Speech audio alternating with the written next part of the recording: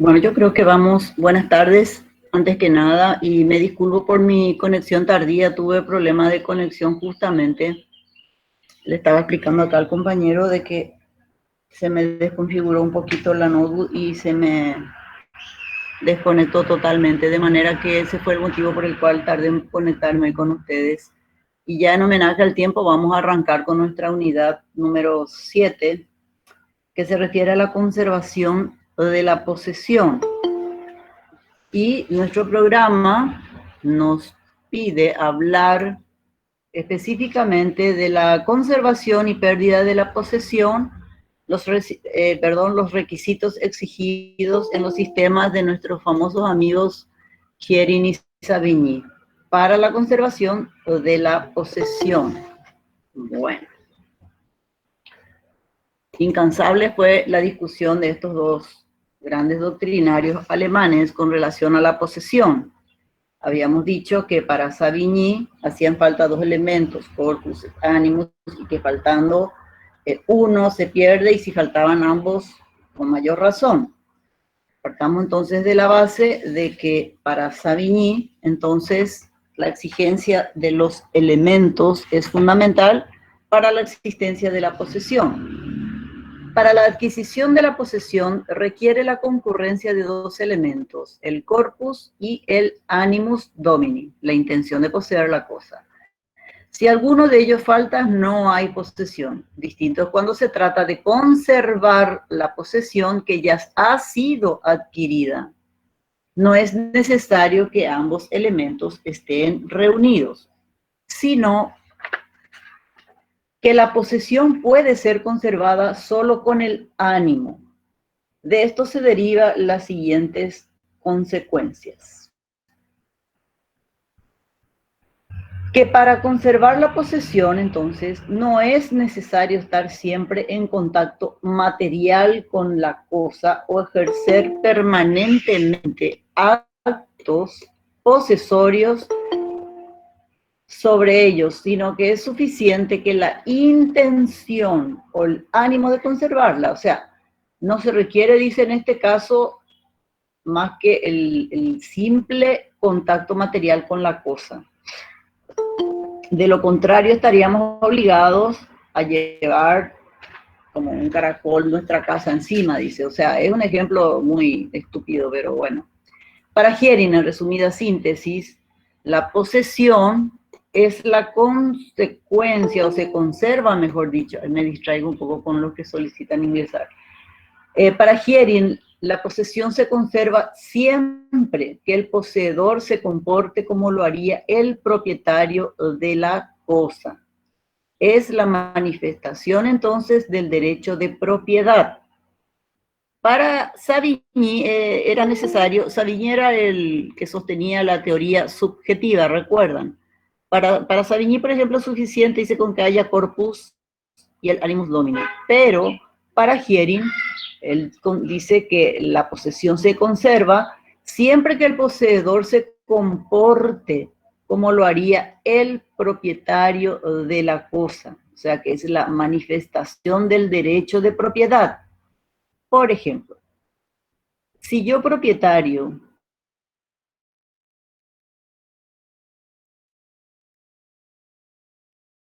tengo en el interior, puedo tenerlo, qué sé yo, en San Bernardino o en Encarnación, que son lugares turísticos por excelencia, y sufrieron cierto deterioro, o quiero hacer una refacción. Disculpen, ese griterío es de mis loros.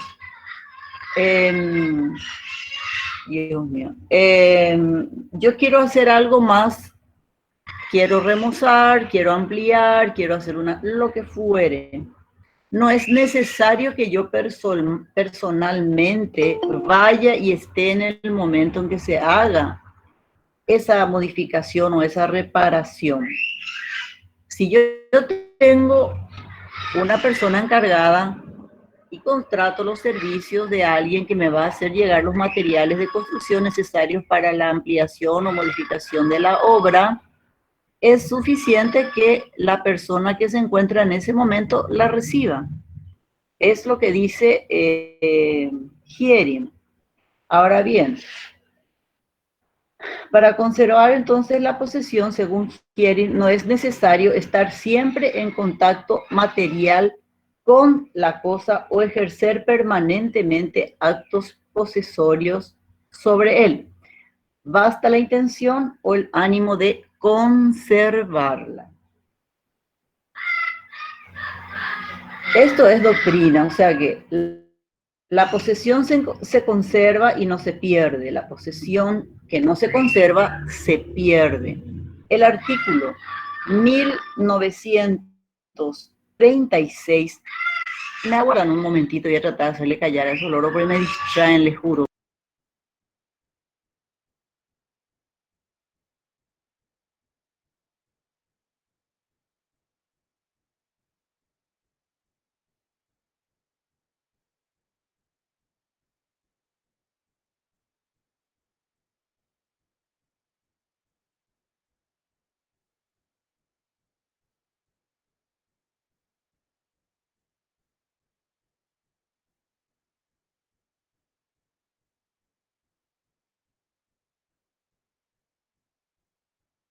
Ay, días cuando no te salen las cosas y no te salen es uno de ellos hoy.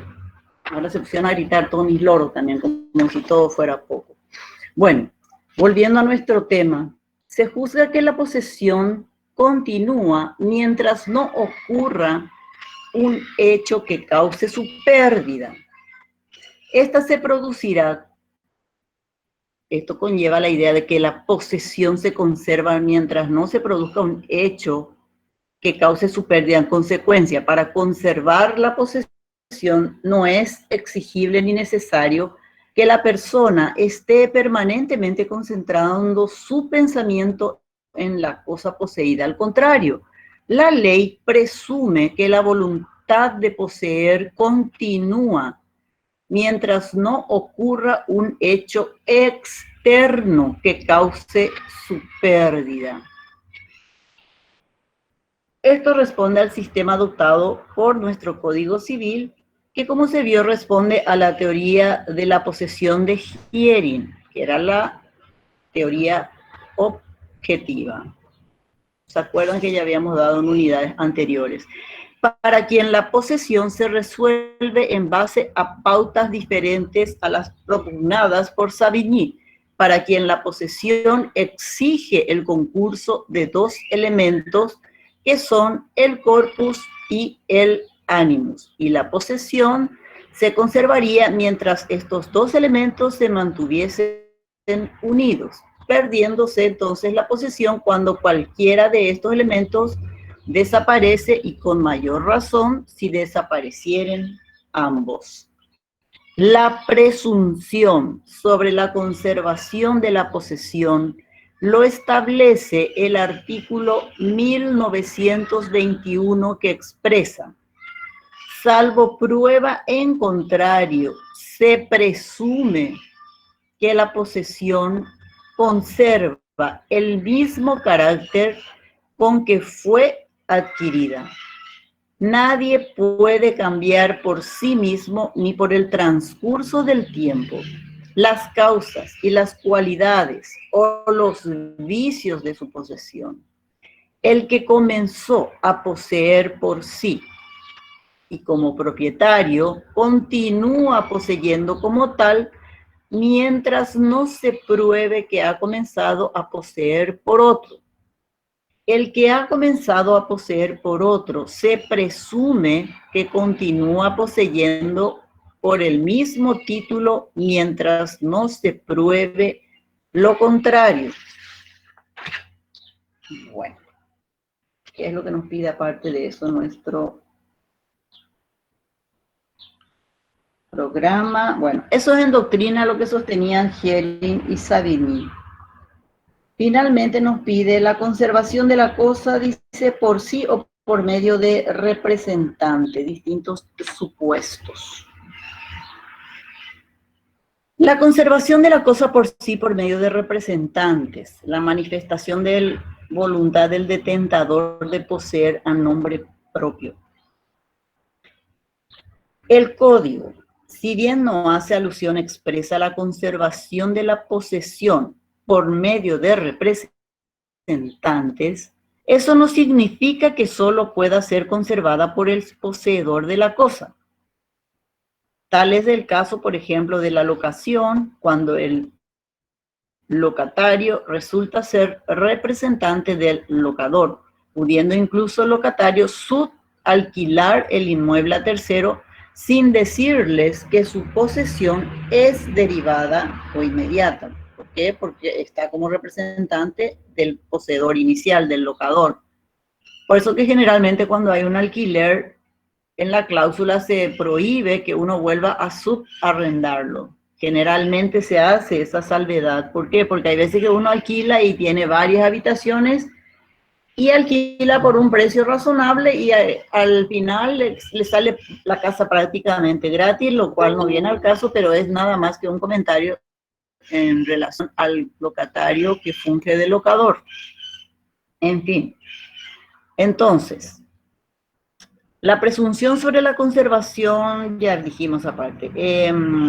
Estábamos hablando del locatario que hace de locador, aunque los sublocatarios crean que conservan la posesión para el locatario, en rigor lo hacen para el verdadero poseedor, propietario locador, en su caso, dado que su mera creencia es inoperante, o sea, no tiene mayor trascendencia. Pero, ¿qué otras formas de conservación por medio de representantes tenemos? Las establecidas, por ejemplo, la representación legal que está establecida por ley y en qué caso se aplicaría. En el caso de los menores de edad, en el cual los padres son los que van a disponer sobre ellos. Por ejemplo, si tienen que viajar al exterior y por algún motivo tienen una situación de que los padres están separados o uno de ellos no va a poder acompañarlo, necesariamente debe tener una autorización pertinente. Cuando están bajo dependencia entonces de los padres, sus representantes legales son sus padres. Pero ¿qué pasa en el caso de que, por ejemplo, hubiesen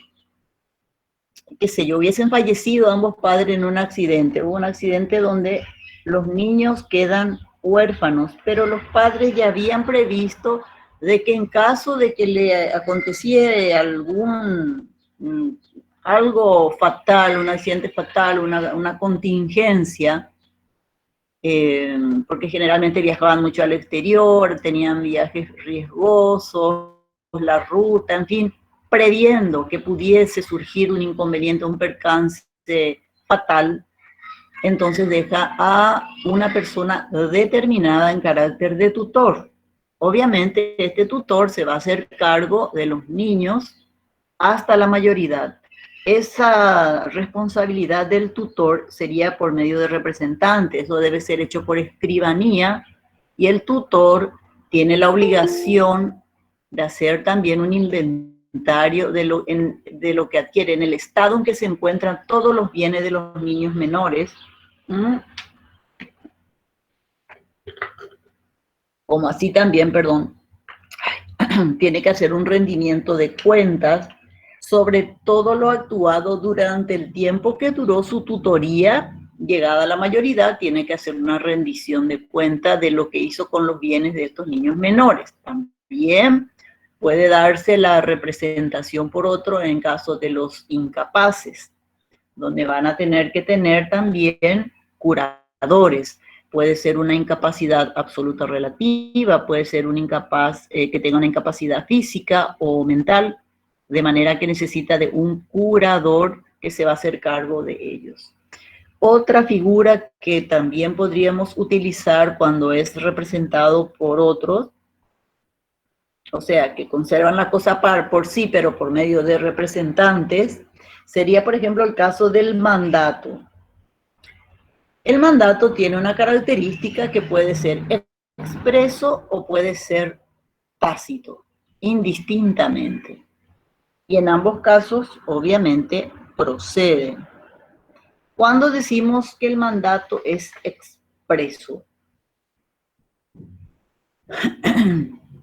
El mandato es expreso cuando se especifica qué persona va a poseer por un tiempo a nombre del propietario. específicamente quién es la persona que se va a hacer cargo y quién es el que va a ser de poseedor de la cosa, pero por un mandato se constituye en propietario. Eso es cuando expresamente, cuando hay una persona determinada. Este es un contrato, obviamente, que se va a estipular en el cual se va a hacer constar quién es la persona que me va a representar para ese acto en particular. También puede ser tácito. Cuando decimos que un mandato es tácito, cuando no está determinada la persona que puede hacer de propietario. ¿En qué sentido? Por ejemplo, si yo vivo en el interior, pero también tengo otra casa donde suelo venir a hacer mis trámites laborales en la capital, y tengo una encargada que vive ahí, mi secretario, o con toda su familia. Tengo un encargado, en síntesis, tengo dos propiedades, una en la capital, otra en el interior. E indistintamente pueden remitirme una encomienda o documentaciones pertinentes dependiendo de la urgencia o de lo acordado entre las partes, si va a ser en mi local en el interior, si estoy gestionando trámites ahí, o si es en la capital. Cuando dice que el mandato es tácito, ¿qué significa? Que no hace falta que el propietario recepcione la cosa. ¿Por qué? Porque se presume que la persona que está morando en ese inmueble está altamente autorizado y capacitado para recepcionarlo en nombre propio. Generalmente, qué sé yo, si está la esposa o están los hijos o el personal de servicio doméstico, puede recepcionar a nombre de su patrón y va a poner recepcionado por fulano de tal. Va a registrar su nombre. Ahí decimos entonces que es tácito cuando pueden ser familiares o personal del servicio doméstico cuando el propietario no se encuentra en ese momento en el domicilio y la cosa le es remitida para su conocimiento. Esos serían entonces los casos de conservación de la cosa por sí y por medio de representantes. ¿Se entendió? Bueno, vamos a hacer de cuenta que se entendió. Manifestación de la voluntad de poseer a nombre propio.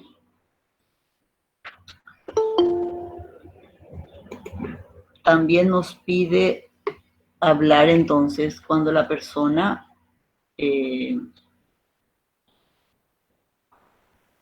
trata de tener a nombre propio, que sería entonces en caso del que tenga un poder, porque ustedes saben que se pueden tener dos tipos de poder, el poder especial y el poder general, que es mucho más amplio. Entonces, cuando es un poder especial, es un poder específico que le da solamente una limitada potestad a la persona que va a hacer usufructo o me va a representar para la compra, adquisición o lo que fuere el contrato por el cual fue convocado en su momento. Puede ser un poder general, un poder amplio, pero con cláusulas, donde no sea una cosa de que él tome atribuciones que ya no le compete. Siempre tiene que hacer un rendimiento al propietario original. Generalmente estos son contratos que se hacen por escribanía, obviamente, para que se pueda aplicar el efecto que habíamos mencionado, erga omnes, porque si no, yo mal puedo reclamar una cosa si le doy toda la posesión de mi cosa a un tercero y obra en consecuencia y al final me quedo yo totalmente desposeída. ¿Por qué? Porque le concedí un poder general amplio donde podía representarme en carácter de titular de la cosa. ¿Qué quiere decir? Que puede enajenar, puede gravar, puede hipotecar como si fuese el propietario mismo. Eso es cuando el detentador entonces actúa o posee la cosa a nombre propio.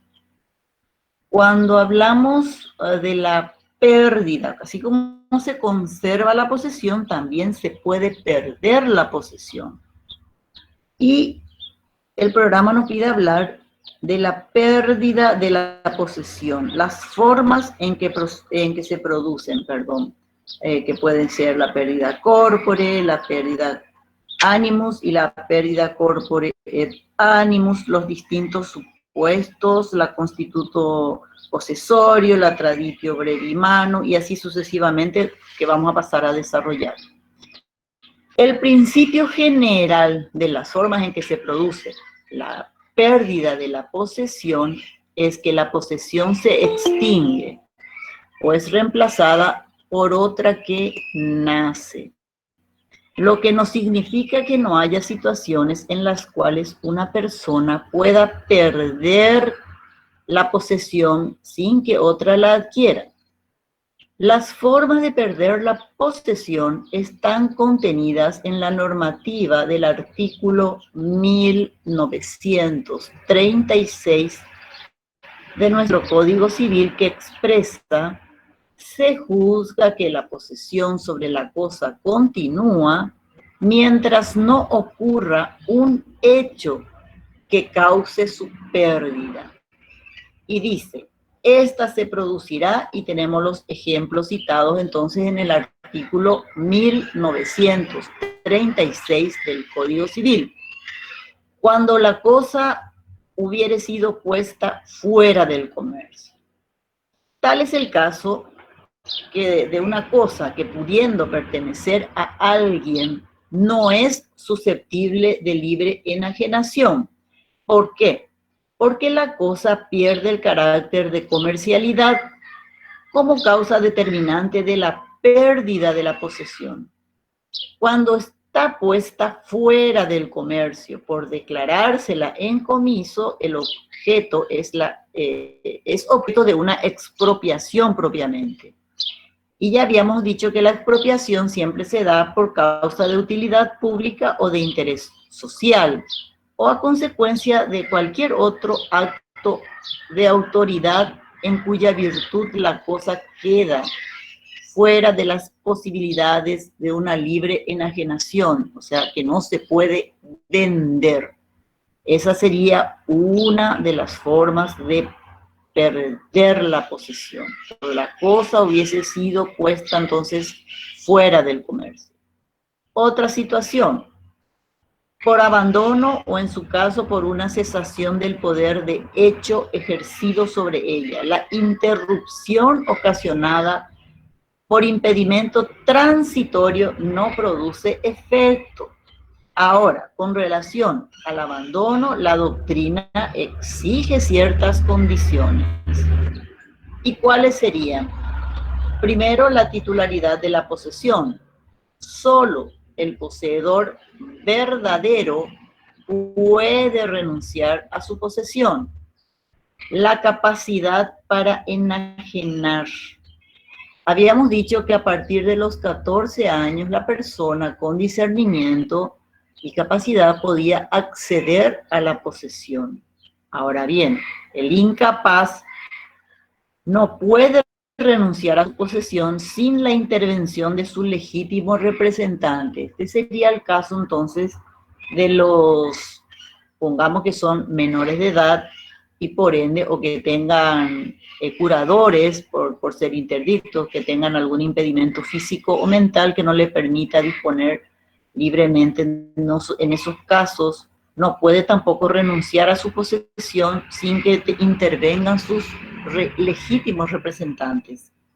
Son situaciones en las que se va perdiendo la titularidad de la cosa por un lado, o cuando uno renuncia a su posesión. La voluntariedad del abandono. Por ejemplo, no va a ser abandono de la posesión de la cosa las que se arrojan al mar. Habíamos hablado del supuesto de que una embarcación pudiese zozobrar y que tuviese que alijarse la carga, ¿verdad?, de las embarcaciones para evitar su naufragio. Por ello, esas cosas no pueden ser tenidas como abandonadas ni adquiridas por ocupación por terceros. porque fue un caso fortuito y donde uno, si pudiera demostrarlo, tiene derecho a la reivindicación, que quiere decir eso, que puede recuperar el objeto perdido. Ahora también tenemos otra situación, por pérdida o extravío. Es diferente hablar de la pérdida y del extravío. Si la pérdida, por ejemplo, es imposibilidad de encontrarla, eso es categórico. Por ejemplo, me voy a un crucero por el mar, magnífico, y bueno, me encantó la puesta del sol y quise tomar una foto con mi cámara y estaba un poco bravo el mar y en una de esas, una ola, yo no estaba muy bien equilibrada, me moví mal y se me cae la cámara o el celular, lo que tuviera en ese momento, que iba a ser objeto para poder captar una imagen que llamó mi atención y va al fondo del mar. Eso es una cosa que se pierde porque es imposible encontrarla.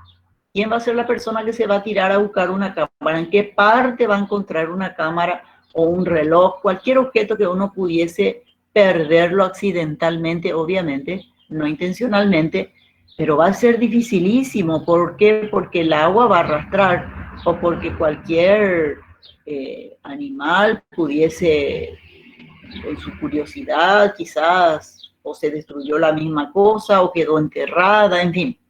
Ese sería un supuesto. Ahora bien, en el caso del extravío es diferente, porque no se va a perder mientras se conserve en el lugar en el que fue colocada por el poseedor o sus descendientes, aunque no se recuerde dónde se la dejó, sea en la casa o heredad, sea esta propia o ajena. Por ejemplo, se me extravía un objeto de valor o no necesariamente. Puede ser que yo vaya en casa de un pariente al interior y llevo una mochila donde llevo obviamente ropas de muda y demás. Y también tengo mi cartucherita, pero esa la llevo como una especie de riñonera conmigo, o tengo una carterita y bueno, ahí tengo mi celular, tengo todo bien. Pero pudo habérseme extraviado la mochila. Y ahora depende si o dejé olvidado en el colectivo o salí tan apurada que dejé en la casa del pariente. Si dejé en el colectivo y es una empresa seria de transporte de viaje de larga distancia, obviamente voy a poder solicitar, porque si por ahí dejé olvidado, generalmente cuando se bajan, salvo que haya algún deshonesto que se alce con la cosa y se baje como si fuera propio, pero va a ser un poco complicado porque yo voy a estar todavía por ahí, puedo recordarme, venir a buscar o ver y recordarme. Pero hay veces en un descuido uno se olvida o deja olvidado en casa de un pariente o en la casa misma uno puede dejar olvidado una cosa.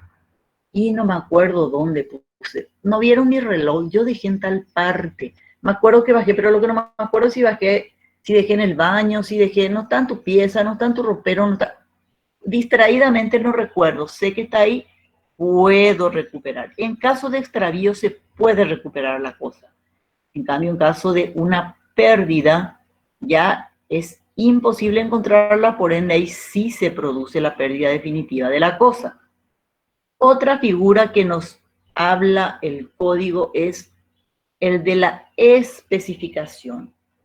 Con relación a la especificación, vamos a desarrollar una unidad donde vamos a explayarnos sobre el contenido, sobre el tema, en qué consiste la especificación. Pero necesariamente ahora vamos a hacer alusión sobre el particular. Dice que siempre que el autor de ella, el dominio, se adquiere entonces por especificación cuando el autor de ella adquiere el dominio. ¿Qué quiere decir? La especificación siempre se da sobre cosa ajena, nunca sobre cosa propia. Es un modo de adquirir el dominio mediante la transformación de la materia prima ajena en una especie nueva. Si en el examen les preguntan en qué consiste la especificación, porque suele ser tema de examen, ustedes van a responder que la especificación entonces es un modo de adquirir el dominio mediante la transformación de la materia prima ajena en una especie nueva. Esto está contemplado, de hecho, en el artículo 2047. Ahora bien, el problema que se plantea consiste en determinar quién es el propietario de la especie nueva, que la misma norma resuelve en el sentido de que la especificación le atribuye la propiedad de la especie al que con su trabajo transforma la materia prima de otro en especie nueva, sin importar que lo haya hecho de buena o mala fe. De modo que el poseedor de una materia transformada la pierde en beneficio del especificador, que adquiere la propiedad de la especie nueva. Pero no es tan sencilla la cosa, tampoco es porque yo me hago de algo ajeno y por el simple hecho de haberlo transformado no tenga que, indemnizar al propietario de la materia prima que yo utilicé. Pueden darse varios supuestos. Por ejemplo, una persona que tiene un viñedo y yo voy y arranco una cantidad de uva en la noche, famoso, típico que en la oscuridad de la noche amañado se va y arranca una cantidad considerable de uvas y hace vino de esa uva. Obviamente que yo soy dueño del vino, yo soy el especificador, transformé la materia prima en una especie nueva. La uva la convertí en vino. ¿Quién fue el perjudicado? El propietario original, el dueño de la cosa. Otro ejemplo. Supongamos que en mi propiedad tengo varios árboles que talé por razones de que iba a hacer una construcción y dije, bueno, tengo una fábrica, voy a llevar ahí para hacer las vigas, son árboles nativos. Se sabe que los árboles nativos son añosos para que puedan producir su mayor esplendor. Entonces, dejé acumulado en mi inmueble una serie de árboles que ya fueron, ¿cómo les puedo decir? Bueno, que ya eché los árboles, hablando mal y pronto. Ya produje el daño ecológico. Pero dejé ahí por una circunstancia X. Y viene una persona que es escultora, que le gusta trabajar sobre la madera, y hace un tiempo le viene echando ojo a los rollos que yo tengo acumulados en mi propiedad. Y resuelve ir y traer uno de ellos y comienza a transformar la materia prima ajena, porque dijimos que siempre se hace sobre cosa ajena, ¿verdad? Y construye. Indistintamente puede hacer un bote, puede hacer una mesa con sus sillas y obviamente debe indemnizar si por ahí el propietario se enteró que una persona vino y utilizó su madera, los troncos que él tenía para darle otra utilidad. Se va y le reclaman todo su derecho, obviamente le va a decir, pero ¿quién le autorizó a usted? Usted entró, hizo una invasión a una propiedad privada y se alzó con algo que no le corresponde. El especificador tiene que indemnizar al propietario por la sustracción de la materia prima que no le correspondía. Ahora bien, cuando entremos en tema vamos a ver que prima la buena o mala fe de ambas partes, tanto el especificador como del dueño de la cosa. Puede ser que por ahí al propietario le gustó el trabajo del especificador, por ende, como puede reivindicar la cosa, no le va a pagar propiamente por lo sustraído, pero sí tiene la obligación de pagarle por el trabajo realizado, porque la gratuidad del trabajo no se presume. Y él invirtió horas esculpiendo eso. Puede darse también el caso de una escultura. Yo tenía, por ejemplo, un pedazo de mármol que estuvo ahí abandonado. Yo pensaba a futuro llevarle a un escultor para que me hiciese una fuente de agua. O estaba indeciso entre una escultura o una fuente de agua, o voy a ver qué utilidad le doy a esto. Y tengo retenido en mi propiedad y resulta ser que un tercero, pensando, siempre la persona prima facie obra de buena fe, hasta que se demuestre lo contrario, obviamente.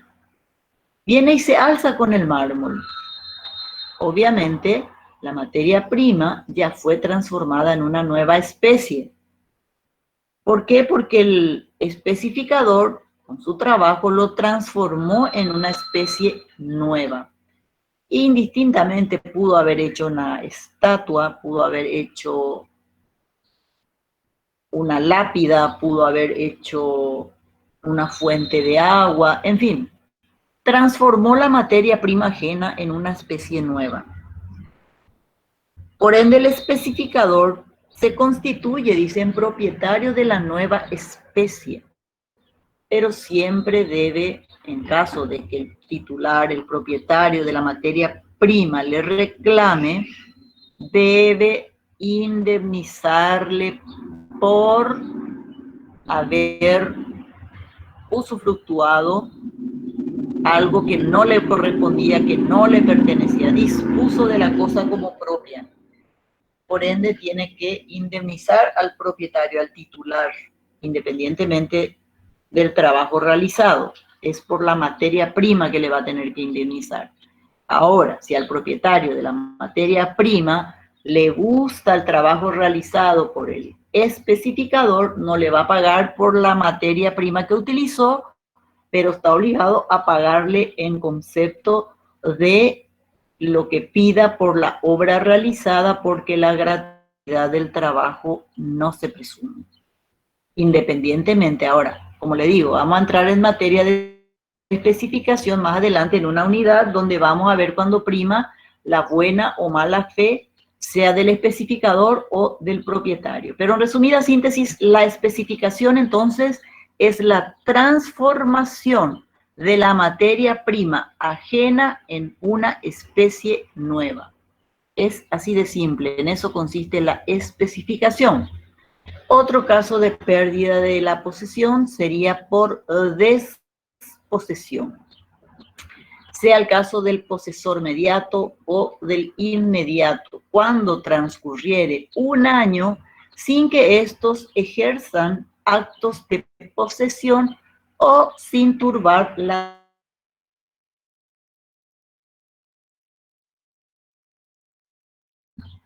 Por ejemplo, yo dejo abandonado mi auto, llevé al taller o dejé en un sitio X abandonado por un tiempo razonable. Un año es un tiempo bastante largo.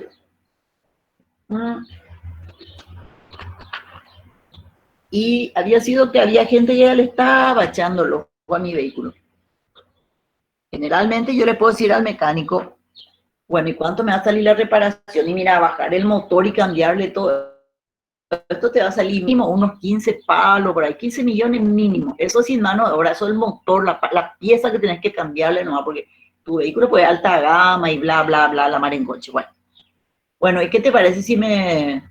Guárdame un poco el vehículo hasta tanto? Total, yo tengo otro auto, me voy a movilizar con ese y voy a ver si consigo la pieza traer un poco más barato. Porque 15 palos sin mano de obra es mucho, Gerard. Y guardame nomás vos por un tiempo y yo voy a venir a retirar después, te voy a traer para que me haga el trabajo y bueno, genial. Encima que ella le estaba ocupando un lugar físico en el taller, al mecánico le pide otra vez que le resguarde, ¿verdad? Bueno, le puso un protector o él mismo tapó todo su vehículo, le puso un capote encima y bueno, para que no se deteriore y demás. Bueno, transcurrió un tiempo razonable, un año. Jamás apareció el dueño, pero ni por si acaso siquiera. Ni a decirle al mecánico, sabe que no estoy consiguiendo, teneme paciencia, o si por ahí vos conseguís, haceme nomás el trabajo y después llegamos a un acuerdo, nada. El tipo se borró, el mecánico no sabe si el dueño vive, no vive, se mudó, en fin. Y, como les digo, tiene que necesariamente transcurrir un año, es lo que la ley dice, ojo con eso, 365 días, un año. Resulta ser que hay personas que se dedican no precisamente a carnear un vehículo, sino que a transformarlos. Entonces, resulta que necesitaba cierta parte de ese vehículo en particular y bueno, el mecánico le dice, mira, tenía un dueño pero hace más de un año que esto está acá y no hay problema, y le vende. Si ya pasó un año y jamás apareció, la ley dice que sea el poseedor inmediato o del inmediato, cuando transcurre un año sin que ninguno de ellos sea inmediato, haga actos de posesión o sin que le molesten a la persona, al turbador en este caso, a la persona que hizo uso de la cosa. Mal puede, pasado un año, haberse enterado de que el mecánico procedió a la venta de partes del vehículo que otra persona la transformó porque necesitaba para darle más potencia, porque iba a ser un 4x4, qué sé yo, le pudo haber hecho algo que, bueno, en síntesis utilizó partes del vehículo. Transcurrió un año, entonces ya no le asiste el derecho al poseedor, sea este inmediato o inmediato, de reclamarle nada al que se considera en este caso el usurpador, a la persona que utilizó la cosa como propia o dispuso de ella. La desposesión se opera por negligencia del poseedor, que no obstante el perjuicio que le ocasiona el acto ilícito del que es víctima, deja transcurrir un año sin realizar ninguna diligencia encaminada a la recuperación de la posesión perdida. Es como una especie de castigo para el poseedor. ¿Por qué? Porque pierde la posesión de su cosa por negligencia, por el transcurso del tiempo en este caso.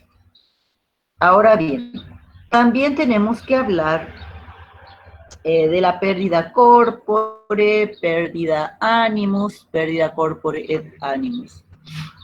En la pérdida corpus, la posesión se pierde por falta del corpus en todos los casos en que el poseedor se halla en la imposibilidad de disponer físicamente de la cosa, en tanto esta imposibilidad sea definitiva y no transitoria, de modo que su intención no resulta suficiente para conservar la posesión. Entonces, la pérdida corpore o la pérdida de la cosa dice que se pierde de forma definitiva cuando se halla en la imposibilidad de disponer físicamente de la cosa. ¿Cuándo sería esto? ¿Cuáles serían esos casos? Por ejemplo, la extinción de la cosa. El objeto de la posesión lo constituyen las cosas de existencia actual y que están en el comercio. Consecuentemente, si la cosa se extingue, se pierde también la posesión por falta de objeto. Los casos pueden ser por extinción material. Por ejemplo, si fuese una cosa animada el objeto de la posesión. Hablemos del caso, por ejemplo, de los semovientes, de los animales.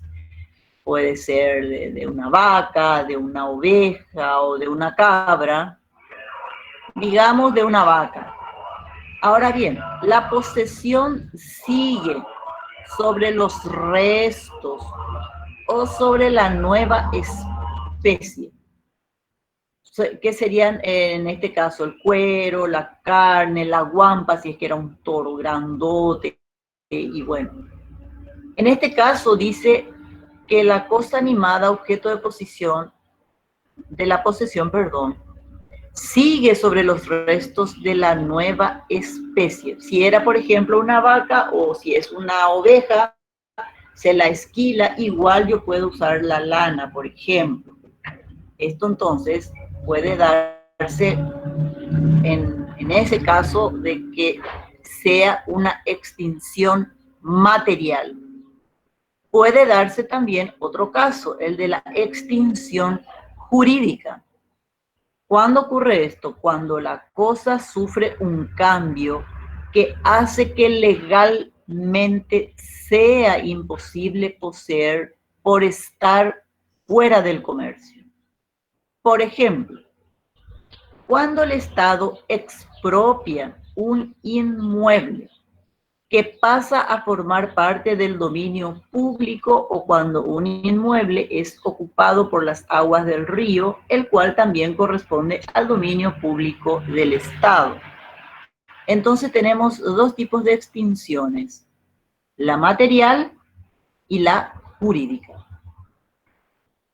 Ahora bien, tenemos también la imposibilidad de ejercer actos posesorios.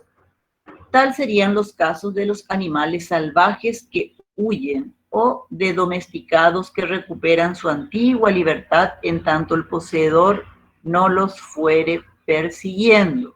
¿Se acuerda que habíamos hablado de adquisición de las cosas, de las res nullius o de la res derelicte, objetos de apropiación? Entonces serían estos casos mencionados. También tenemos la intervención unilateral del título. ¿Qué quiere decir esto? Se pierde la posesión cuando el poseedor inmediato o derivado que conserva la posesión para el poseedor mediato u originario decide convertirse al mismo tiempo en poseedor y esa intención se manifiesta por actos exteriores que producen efecto. Aquí la posesión pierde el corpus, pues el desposeído subsiste en el desposeído, ¿verdad? Subsiste la intención de conservarla, pero su intención no basta para la conservación de la cosa, ya que se haya impedido de disponer materialmente de la cosa. Eso cuando hay una intervención unilateral del título. También tenemos la desposesión que puede darse de manera violenta. Se contempla la posesión violenta en la que el adquirente es reputado poseedor de mala fe y ya habíamos hablado de los vicios de la posesión, en este caso puede ser de mueble o de inmueble, considerándose la violencia. En este caso, entonces, sería de cosas muebles. La desposesión puede ser sufrida directamente por el poseedor o por quien tiene la cosa por él. Esto es cuando quien sufre la violencia es el tenedor. El tenedor ya sabemos que es el que posee la cosa, pero reconociendo la titularidad en nombre del otro. Por ejemplo, si el despojado es el locatario de un inmueble.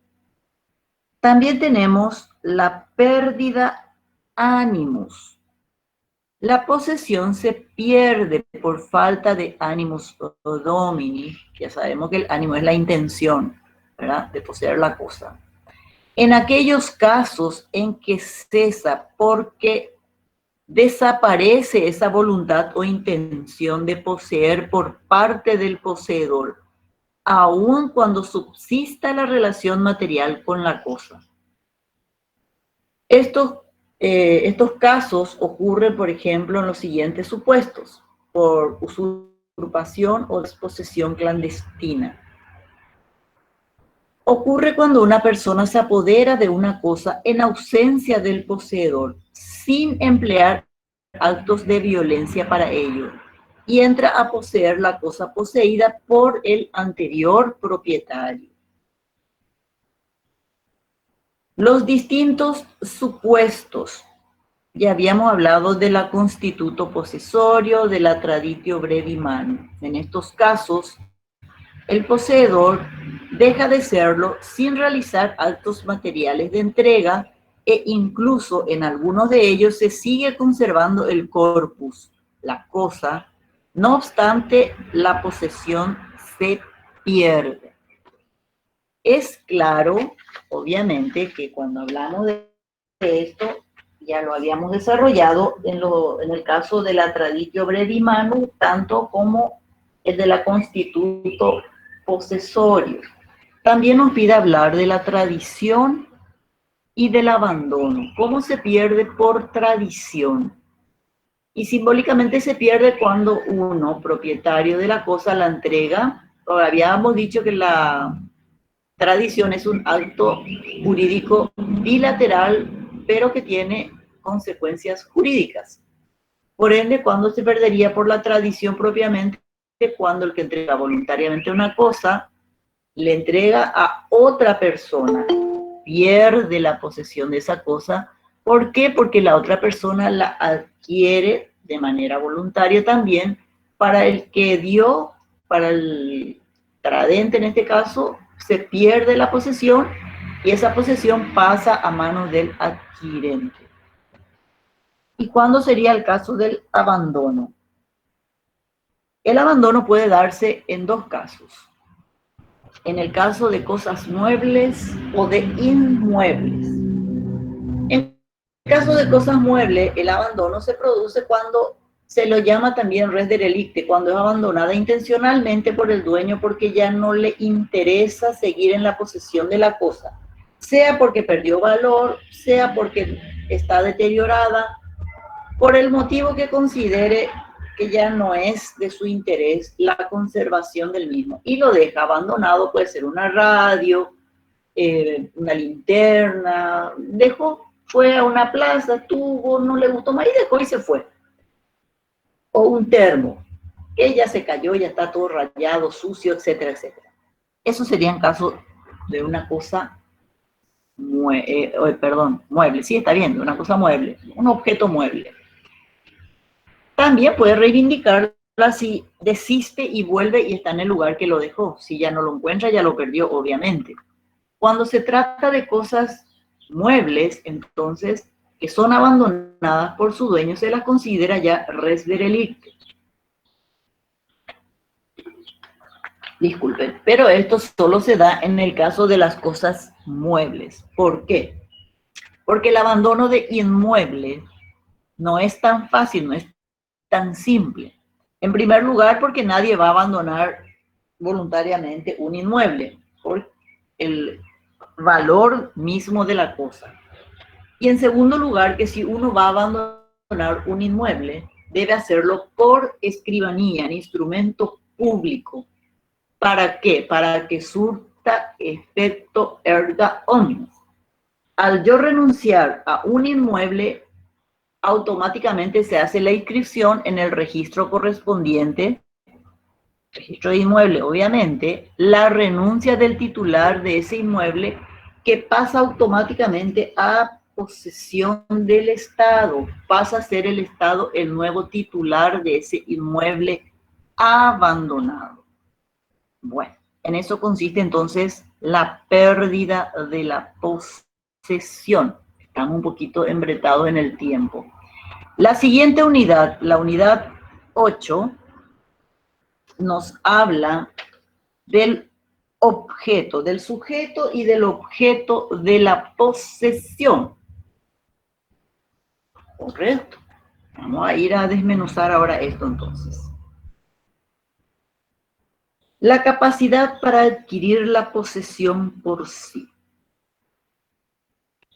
Las personas físicas o de existencia visible tienen capacidad reconocida por la ley para adquirir la posesión desde que tiene cumplido, habíamos dicho, 14 años, según lo establecido establece el artículo 1925 del Código Civil Paraguayo, obviamente, que dice: pueden adquirir por aprehensión la posesión originaria quienes hubiesen cumplido 14 años, como también toda persona capaz de discernimiento. Eso lo dice el artículo 1925 del Código Civil.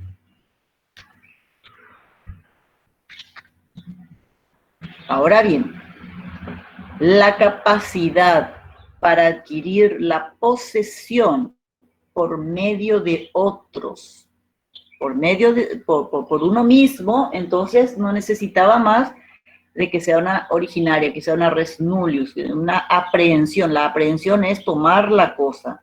Y el único requisito entonces era tener 14 años y capacidad de discernimiento para la posesión, no para el dominio. Atiendan bien esa parte, no se me confundan ahora. Estamos hablando específicamente de la posesión.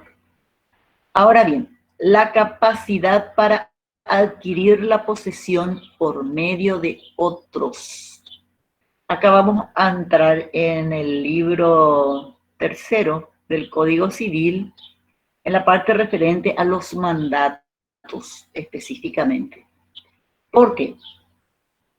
Porque el Código Civil propiamente de nuestra materia, de los derechos reales, no contiene, el Código Civil básicamente no contiene una norma expresa referente a la adquisición de la posesión por intermediarios. Sin embargo, surge de la naturaleza de los actos jurídicos que los mismos pueden ser realizados por un representante o mandatario con poder especial. Tal lo establece entonces el artículo 884 del Código Civil Paraguayo. Dice: son necesarios poderes especiales para los siguientes actos. Y hace alusión: efectuar cualquier acto a título oneroso gratuito, tendiente a constituir, transmitir, renunciar o extinguir derechos reales sobre inmuebles. El poder especial a que se refiere este inciso, el inciso E específicamente, no comprende la facultad de hipotecar o transferir derechos reales por deudas anteriores al mandato. Se parte aquí entonces de la idea que la posesión responde a los derechos reales. Sin embargo, debe afirmarse que un poder general no es suficiente para adquirir la posesión.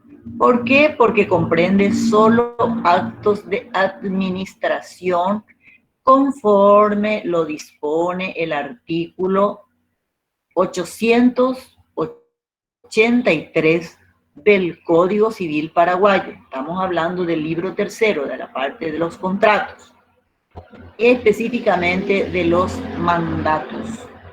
¿Y qué dice el artículo 883 del Código Civil Paraguayo?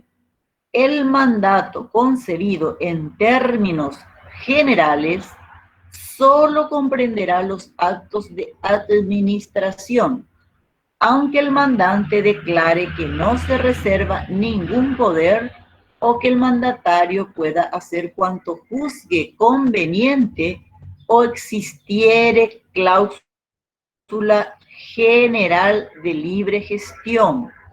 Por eso les decía que siempre hay que tomar los recaudos cuando se dan los poderes, sean estos especiales o generales. Ahora bien, la posesión puede ser adquirida también por los incapaces por medio de sus representantes legales.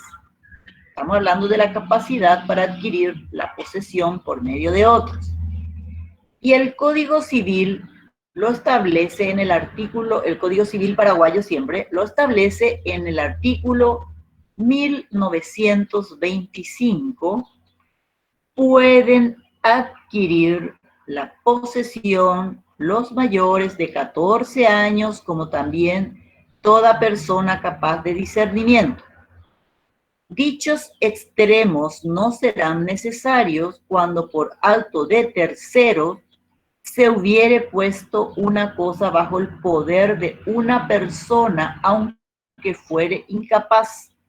En este último caso del incapaz, la capacidad se determina por la persona del representante legal, sea este un tutor o un curador, cuya figura ya mencionamos en la unidad anterior, del incapaz, ¿verdad?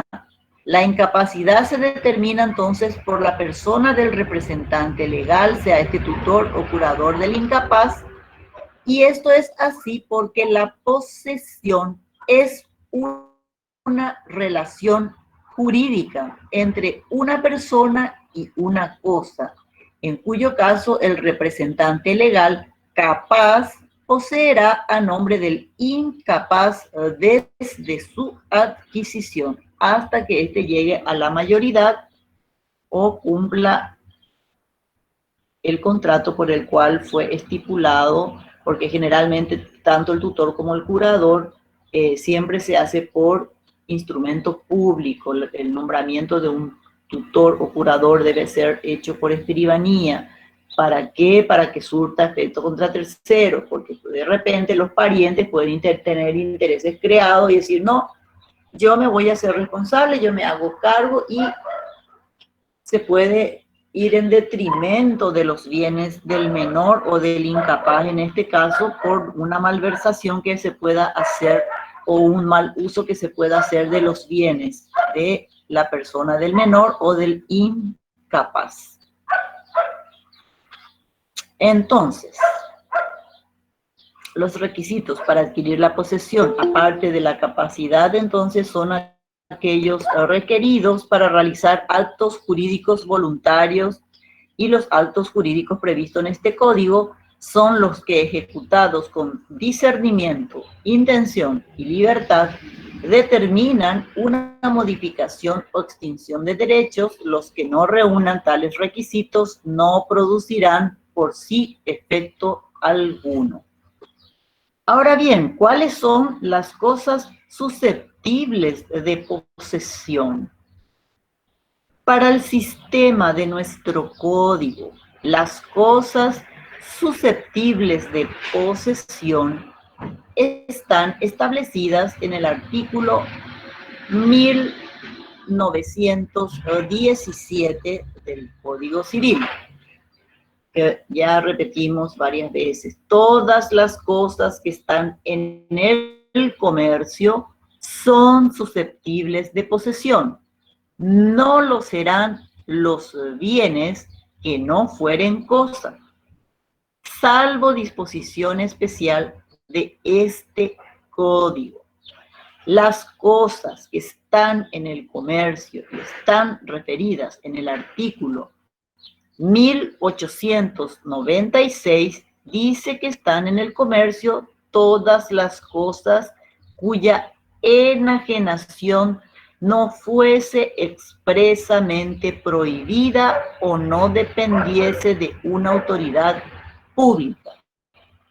Por lo tanto, las cosas que no están en el comercio, como ser los bienes del dominio público del Estado o las municipalidades, la cosa afectada a la institución del bien de familia, vamos a ver que el bien de familia es una unidad que vamos a desarrollar también más adelante, prima facie es inembargable, porque se constituye en seguridad de un techo para una familia, y debe reunir ciertos requisitos que no debe pasar de 10.000 jornales mínimo legal. En fin, tiene una serie de tratamientos que vamos a dar más adelante, pero que entra dentro también de esta figura de cosas susceptibles de posesión, pero en este caso hay excepciones. ¿Por qué?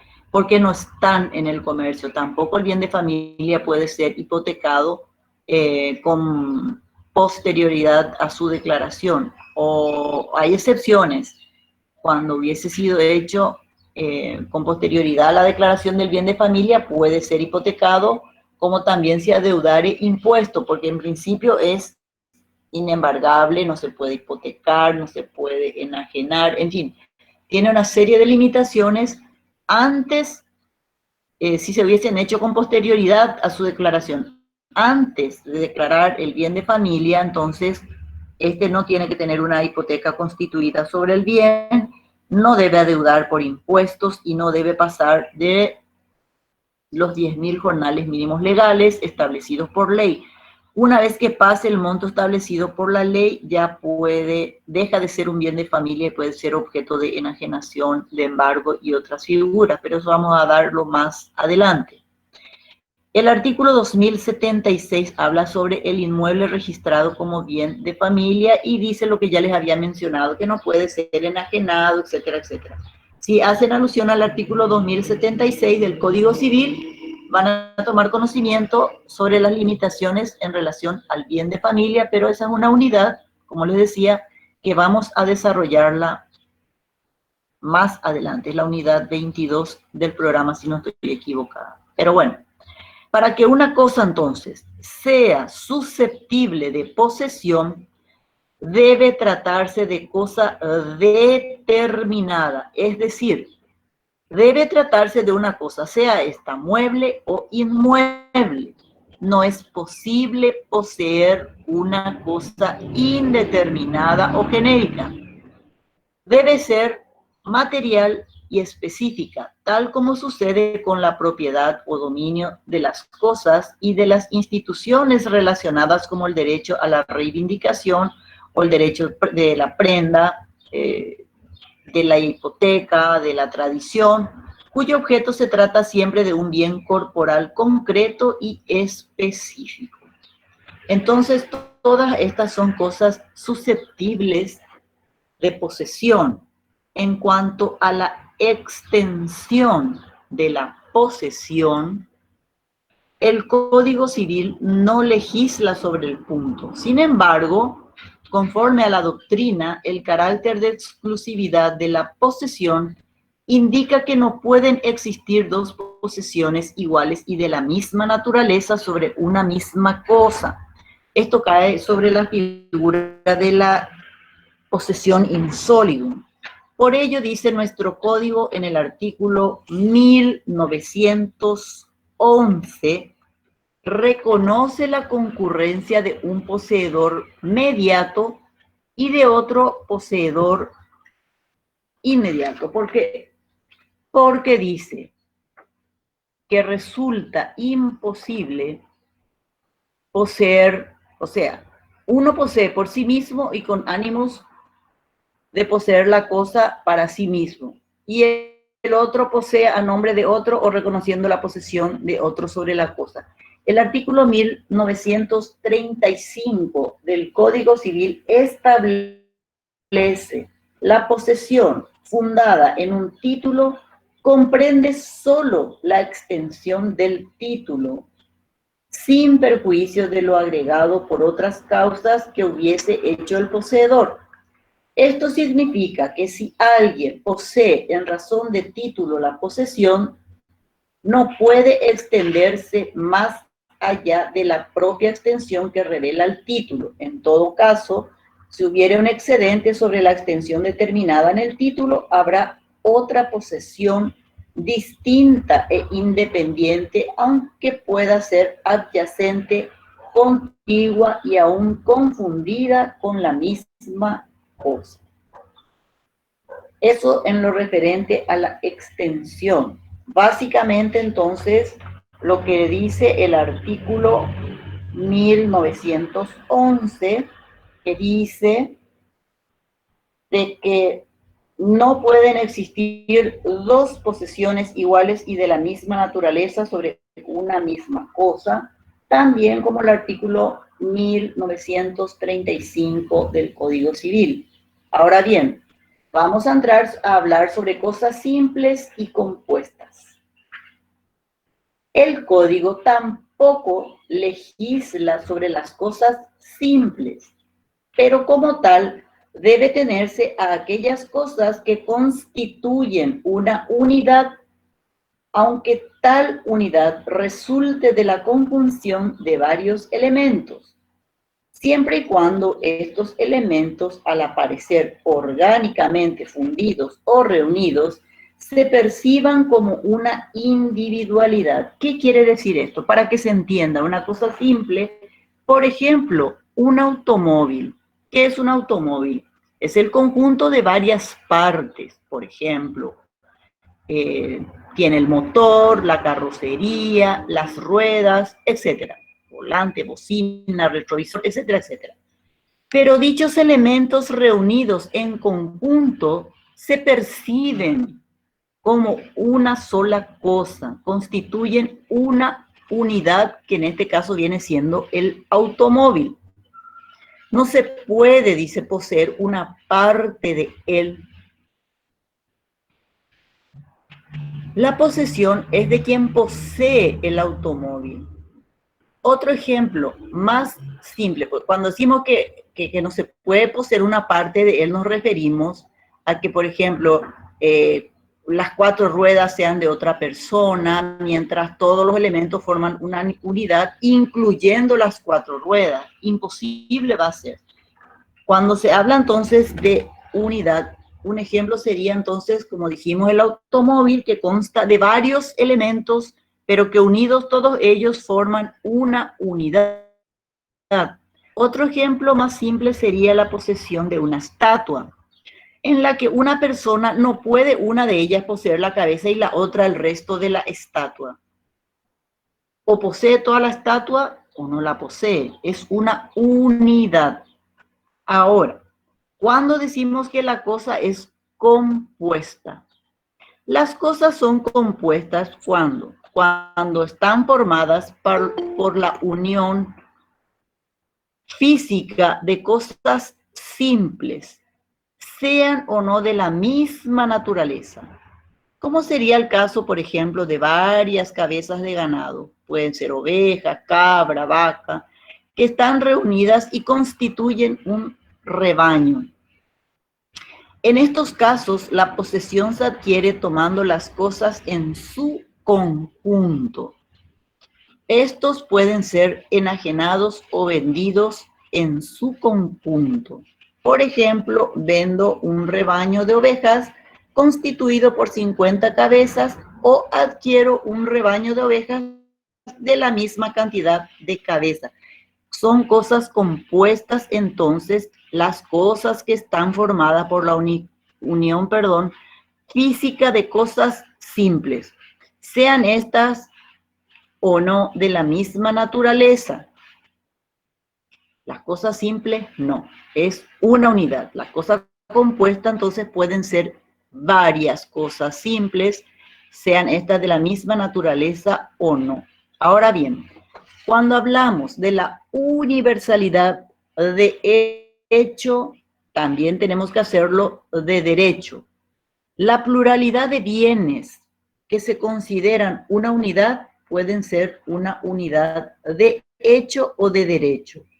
Cuando decimos que la universalidad es de hecho, son de hecho aquellas que establecen la voluntad del propietario, como sería, por ejemplo, una biblioteca formada por una colección de libros o el mobiliario de una casa. Esas serían cosas, serían universalidad, de hecho.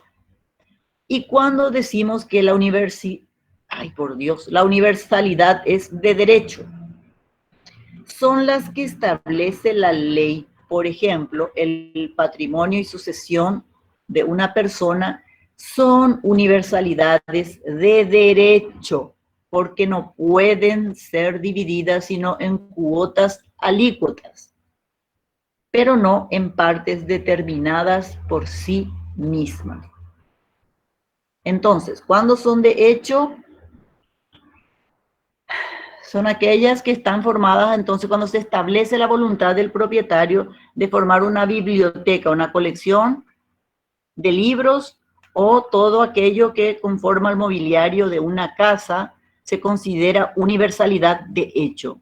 Y de derecho, las que están establecidas por la ley. Así, por ejemplo, el patrimonio o la sucesión de una persona son considerados universalidades de derecho, porque no pueden ser divididas sino en su cuota, parte ideal, que son las cuotas alícuotas, y no en partes determinadas por sí misma. ¿Y a qué llamamos cosas indivisibles? La posesión de las cosas indivisibles son la relación jurídica en que la posesión es ejercida por varias personas, cada una de las cuales es poseedora de una cuota parte. Por ejemplo, lo que sucede en el condominio. La cosa indivisible es aquella que no se puede dividir en varias partes sin destruirse, y ello impide la posibilidad de ejercer sobre ella la posesión exclusiva, admitiéndose la posesión indivisa. El artículo 1915 establece, el artículo 1915 del Código Civil paraguayo siempre, si dos o más personas poseyesen en común una cosa indivisa, podrá, no dice deberá, podrá cada una ejercer sobre ella actos posesorios con tal que no excluya lo de los otros poseedores. ¿Qué quiere decir eso? Que yo en la parte que a mí me corresponde del condominio puedo hacer lo que me parezca porque es de mi propiedad, siempre y cuando no lo haga en detrimento de los otros copropietarios, porque estamos hablando del caso del condominio, donde vamos a dar ahora la figura del condominio en otra unidad, donde están las cosas de uso común, las que no pueden ser alteradas, destruidas, la polución sonora, etcétera, etcétera, etcétera, etcétera, que ya vamos a entrar cuando entremos en el tema del condominio propiamente. ¿A qué llamamos posesión insolidum?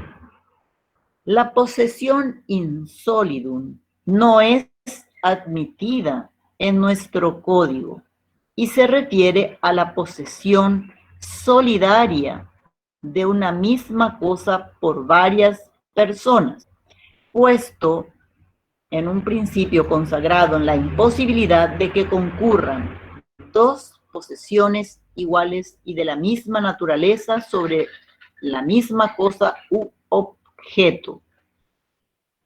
En ese caso, entonces, sería el caso de la posesión insolidum, que no admite el principio de que concurran dos posesiones iguales y de la misma naturaleza sobre la misma cosa u objeto.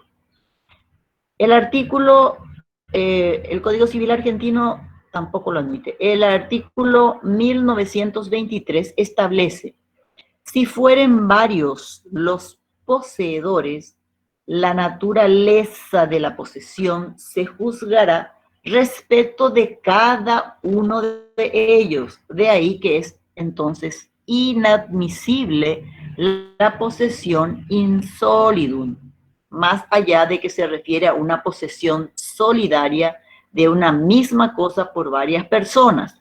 ¿Y por qué entonces no puede ser? Basada en el principio consagrado en la imposibilidad de que concurran dos posesiones iguales y de la misma naturaleza sobre la misma cosa u objeto. Ahora bien, la coposesión y la cuasiposesión. La coposesión, aunque tampoco está legislada expresamente, en el artículo 1915 del Código Civil paraguayo establece: si dos o más personas poseyesen en común una cosa indivisa, podrá cada una ejercer sobre ella actos posesorios, con tal que no excluya la de los otros poseedores. Es decir, que no se descarta la idea de que más de una persona ejerza la posesión de una cosa indivisa, pero bajo la condición de que la posesión de uno no excluya la de los demás poseedores. Por ejemplo, supongamos que tenemos una estatua que nos pertenece a dos personas diferentes, pero que yo no puedo sacarle la cabeza y llevarlo a la cabeza y la otra persona dejar el cuerpo a media, sin cabeza, ¿verdad? En ese caso habría una coposesión cuando dos o más personas poseyeren una misma cosa. Es diferente al caso de la posesión insólidum. ¿Por qué? Porque acá decía la imposibilidad de que concurran dos posesiones iguales y de la misma naturaleza sobre una misma cosa u objeto. Acá ya hay pluralidad de sujetos y unidad de objeto. Dos o más personas entonces pueden poseer una cosa y, por ejemplo, entonces sería el caso de la estatua en la coposesión. ¿Y qué es la cuasiposesión? En la doctrina clásica romanista se distinguían las cosas corporales e incorporales. Y decía que sobre las cosas corporales se ejercía, el derecho real de dominio. Y el que se comportaba como dueño de la cosa era llamado poseedor, mientras sobre las cosas incorporales, el que se comportaba como titular del derecho real que no fuese dominio, era llamado cuasi poseedor. Esto estamos hablando en la doctrina. En realidad, en nuestro derecho no hay posesión sobre cosas incorporales y por ende la cuasiposesión no existe. ¿Por qué? Porque la cuasiposesión es la casi posesión, no existe. Porque habíamos dicho que se considera cosa todo objeto corporal susceptible de valor, pero eso es otra historia. Pero las cosas incorporales no pueden ser objetos entonces de posesión. Y como no está legislada la figura de la cuasiposesión por su inexistencia, porque cuasiposesión sería la casi posesión, o sea que es inadmisible, porque en nuestro derecho no hay posesión sobre cosas incorporales en lo que se refiere a la posesión propiamente.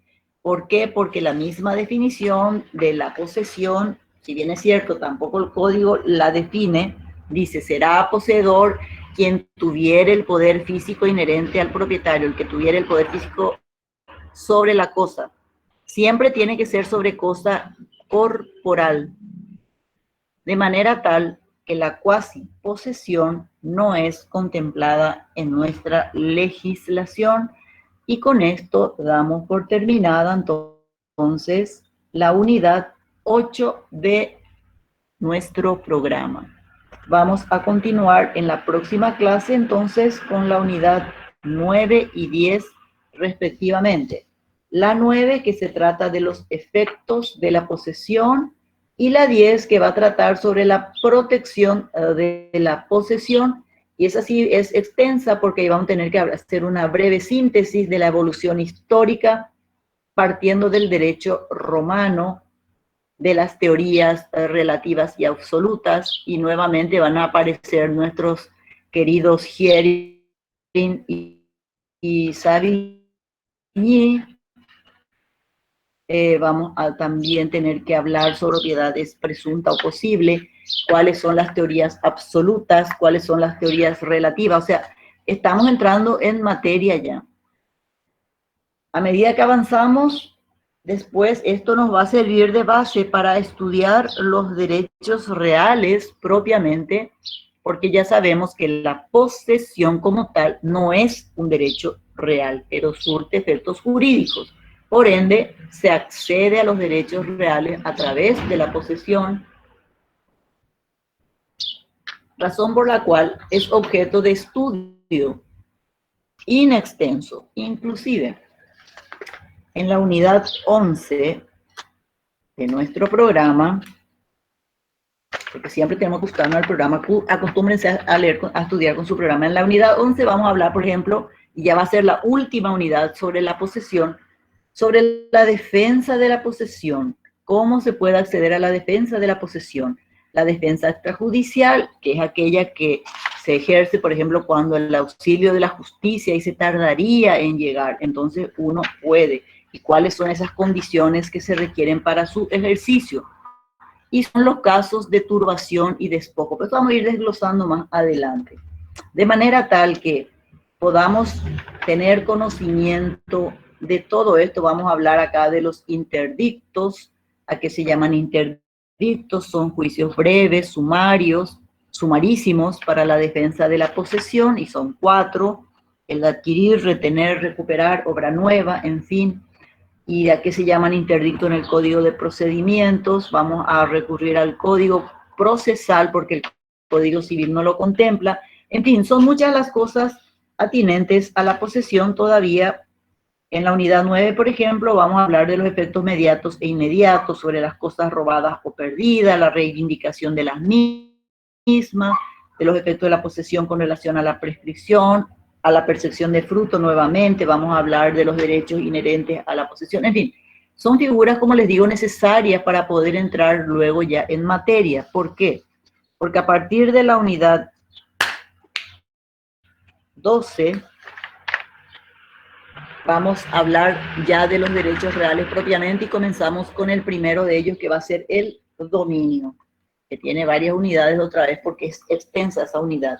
De manera tal que ahora damos por terminada nuestra clase. Si hay alguna consulta que quieran hacerla, ya les libero entonces hasta la siguiente clase, donde vamos a desarrollar entonces la unidad 9 y 10 del programa respectivamente. Les agradezco su conexión, les pido disculpas por haber tenido ese inconveniente con mi conexión en esta ocasión, pero que el viernes ya no se presente esta contingencia. Bueno, si no hay nada que quieran preguntar, entonces... Buenas tardes, doctora. Una consulta. Sí, Cristian, te escucho. Sí, realmente no es así a base de lo que estamos dando, ¿verdad? Es una consulta mía. Sobre Perdón. un caso, sí, es sobre un caso que tipo no encajo todavía tan bien. Es sobre una persona, no sé si puedo contar con tu permiso, doctora.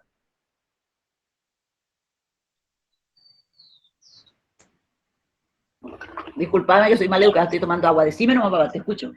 Sí, bueno, Pregunta lo que nomás, si pasa, está a mi alcance, ¿cómo no? sí, lo que pasa es que hay una pareja que escuché, ¿verdad? Sí. Que se casó y la casa en donde vivían estaba en nombre de las dos personas. Ellos tenían que pagar juntos. ¿Qué pasó? Que el marido le maltrataba a la esposa y la esposa no quería denunciarle al marido porque si le denunciaba se iba a ir a la cárcel y ella quedaría pagando todo la deuda del loteamiento o de la casa, digámosle. Entonces, es cierto eso, doctora, que si una mujer, supongamos, le demanda a su marido y el marido debe también por la casa o por cosas, entonces, y si se va a la cárcel el marido, es cierto que también va a caer toda la responsabilidad hacia la esposa. Bueno, vamos a desglosar. Acá de entrada ya tenemos violencia doméstica. El típico caso de la mujer que no quiere denunciarle al marido o que hace la denuncia y después va y retira porque el otro le promete que no va a volver a suceder, etcétera, etcétera, etcétera. Lo que no me quedó claro es lo siguiente: si ellos adquirieron el inmueble antes de estar casados o después de que se casaron adquirieron el inmueble. Ya estando casados, creo que ya compraron ellos. Bueno, Estando casados.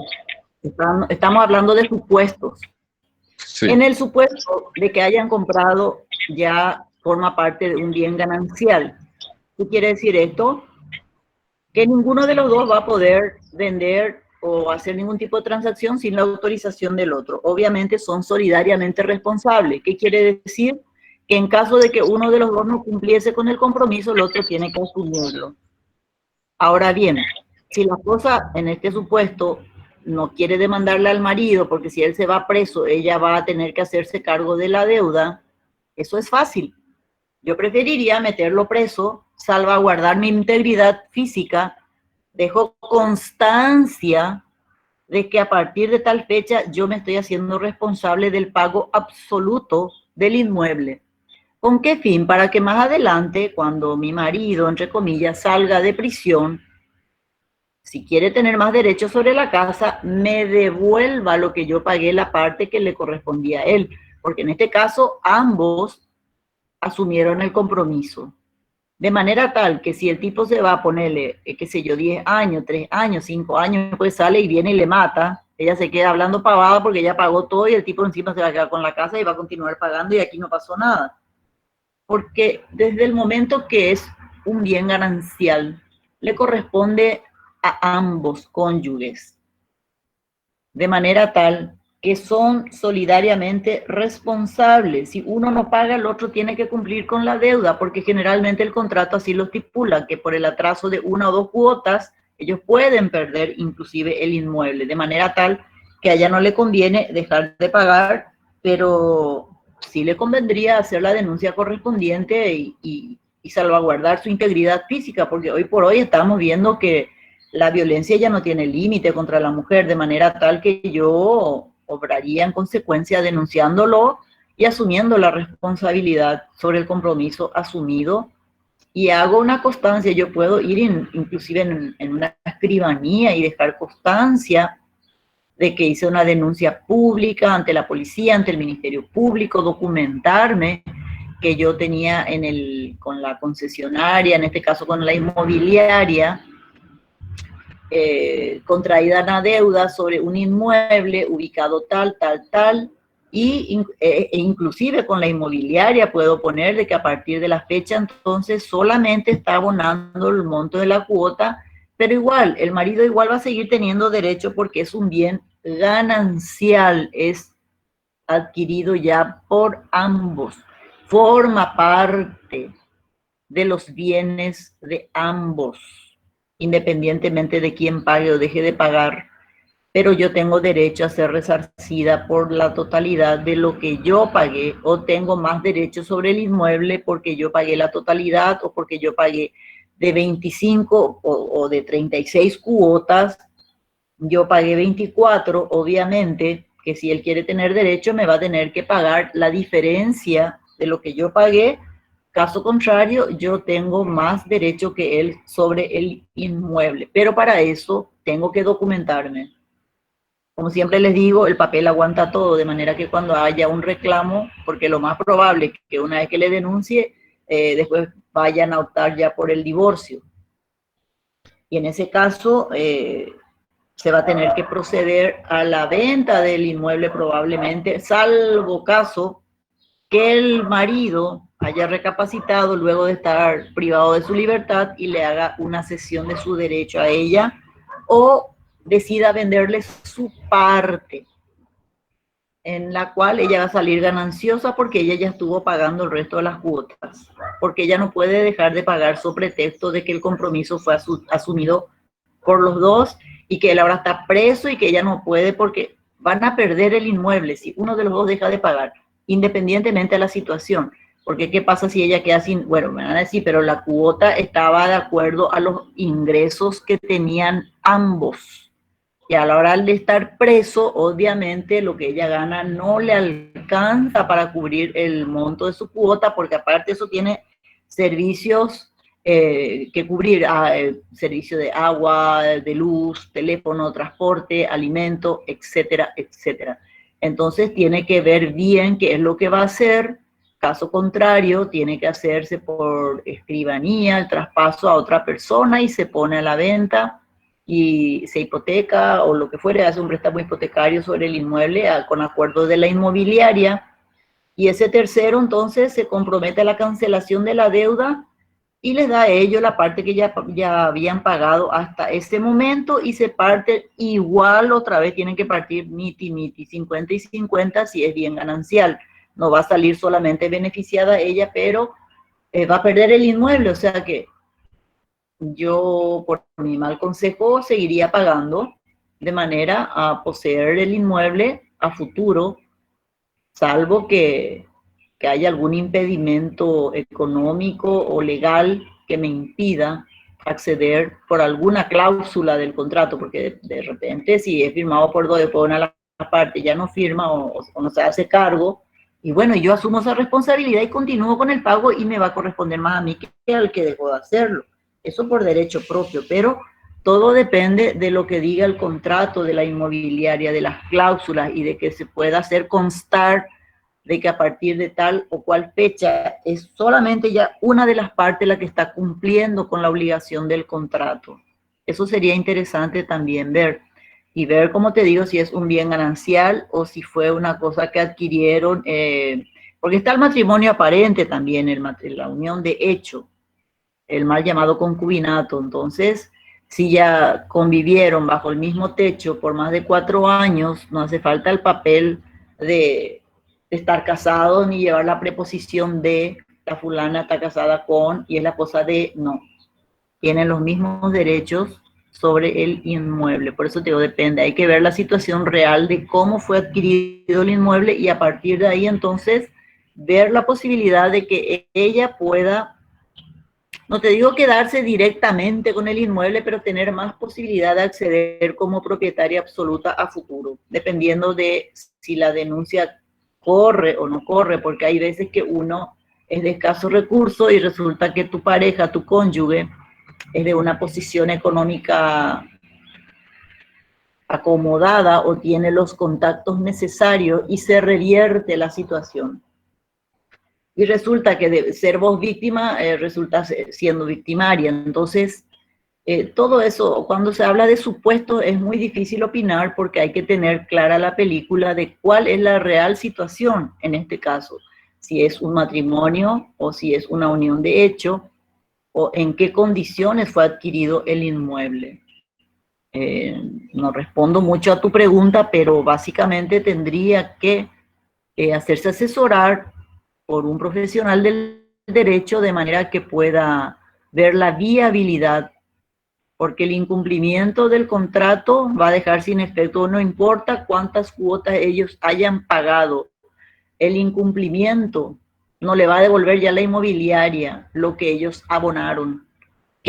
La inmobiliaria nunca pierde, porque hay cláusulas, esa chiquitita, esa letra negrita chiquitita que están ahí abajo que uno nunca lee, donde dice que por más que uno haya ya usufructuado el inmueble y ya te faltaba, ponerle que te faltaba 3, 4 cuotas para terminar de pagar y dejaste de pagarlo, pero en el contrato dice que el no pago, perdón, de 1 o 2 cuotas alternadas o sucesivas dejará sin efecto el presente contrato y te quedas de acá. ¿Por qué? Porque todo lo que vos pagaste no es que ellos te van a devolver, queda como una especie de indemnización por el uso que vos hiciste de ese inmueble.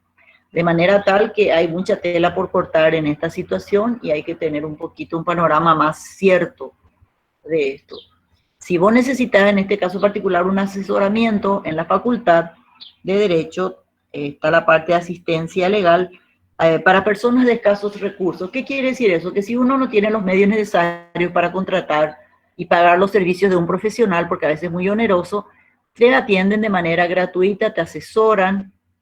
Lo único que te van a hacer es cobrar los trámites administrativos propiamente, pero no el honorario, están exentos del cobro de honorario.